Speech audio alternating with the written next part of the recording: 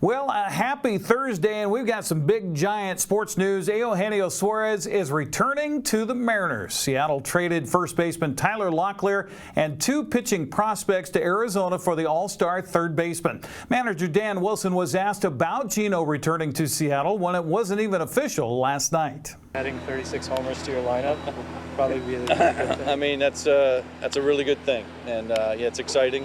And if it is in fact true, and you know, I think in some ways for Gino coming home in a way, and that's kind of a nice touch too.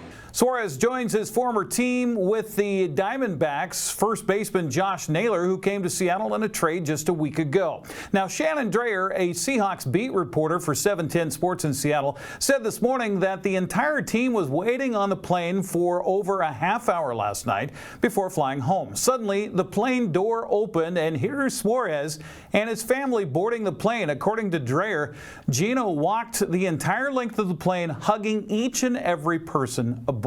I think he's happy to be home. Suarez trade was certainly welcome news after the Mariners fell to the Athletics earlier in the evening last night, 5-4. It was a rough night for Brian Wu as he gave up 4 home runs on the night. High fly ball carried way back, and this is sailing on out of here. Julio, instant offense. Career home run number 99. He has tied the great Ichiro on the Mariners' all-time home run leaderboard. It is 1-0 Mariners.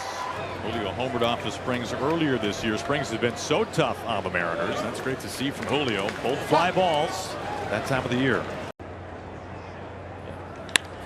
Crack to deep center field. Julio Rodriguez on the run, going back by the track, and at the wall it is gone. Tie game. It's Rooker's 23rd of the year. And then got 96 up and out and did not miss. Stay fair. Stay fair. Checkmate.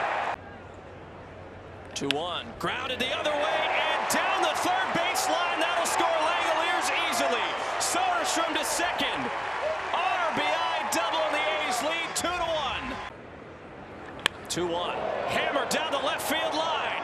On Duhar.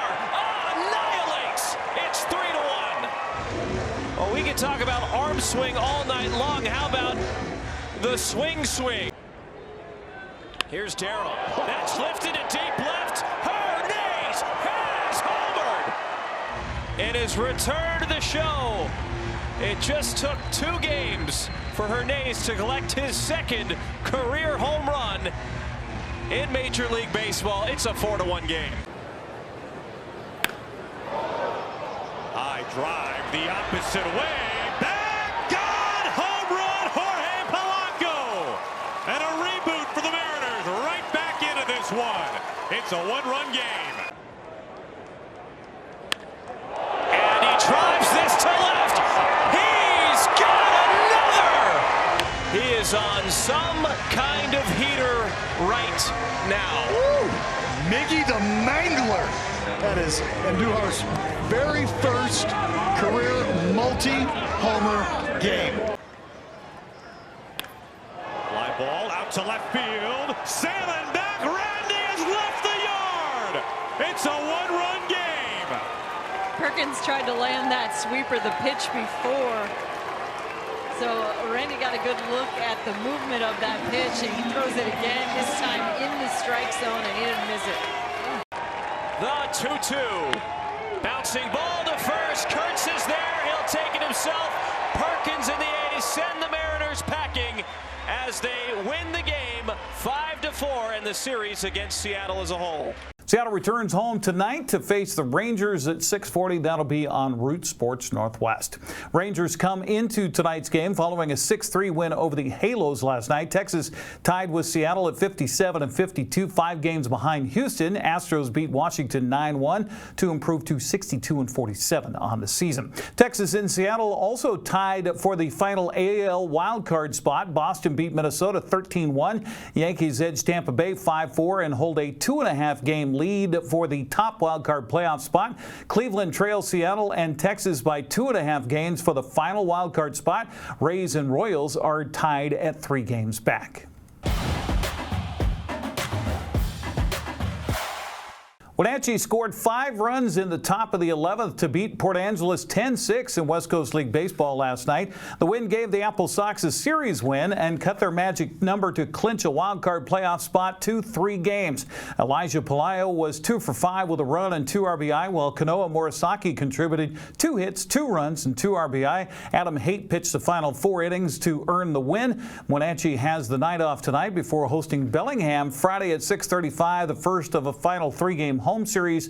We'll have that broadcast here on the NCWLIFE channel. Victoria took a step closer to clinching the second half title last night with a 10-3 win over Kamloops. The North Paws play again tonight in Victoria, which could lower Wenatchee's magic number to 2. Other action, Edmonton shut out Nanaimo 7-zip. Kelowna held on to beat Bellingham 8-7. Portland split 2 7-inning games, with Bend taking the opener 13-3, falling in the nightcap 6-4. Corvallis beat Walla Walla 5-2. Yakima Valley down Springfield 7-1.